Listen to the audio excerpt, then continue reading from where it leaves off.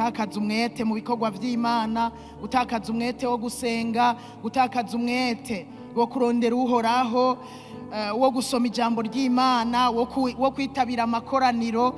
Ico naco nyene n'ikimenyetso c'umuntu wakazuyazi, c'umuntu yatewe n'itiro, hamwe aragenda ahandi agasiba.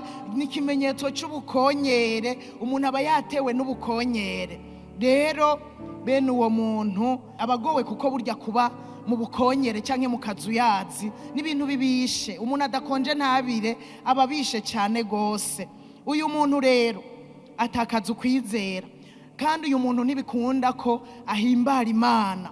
Bene uyu muntu Gehinomu ntimutera ubwoba, abifata ibisanzwe, kuko iyo duhagaze neza mu Mana, nagira ndababwire ngo Gehinomu urumva kuyitinye, utegerezwa ugakora ibishoboka kugira uyihunge ntuzoyijemwo. Guhimbaza Imana bisigara ari ivyo kumunwa, kubera umuntu aba yaratakaje umwete wo kubana n'abandi muri uko gutazira, kubana n'abandi mu bikorwa bitandukanye. Nagira ndabibutse yuko kubana n'abandi bituma tugira inkomezi. Urashobora kuza kubana n'abandi wari ufise intege nke, ariko kubera kubona abandi ukuntu babirimwo, umwete bafise, bikagutera intege zo kubandanya. Nukuvuga n'umuriro w'Imana uri mu bandi ukakwandukira nawe ukisanga inkomezi zaje.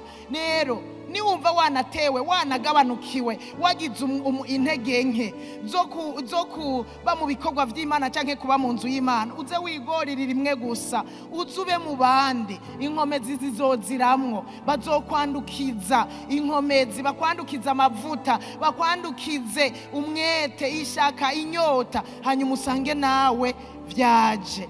Nuko rero Imana idufashe ntidutakaze umwete wo kurondera uhoraho, ahubwo tubandanye kugira umwete wose wo gusenga, wo gusoma ijambo, wo kuba mu makoraniro.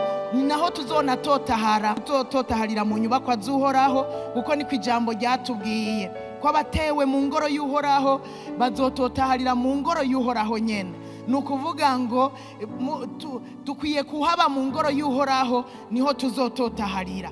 Rero nutaba mu ngoro y'uhoraho, eka Bibiliya yatubwiye ko ariho tuzototaharira. Iyo hanze bizogorana gutotahara.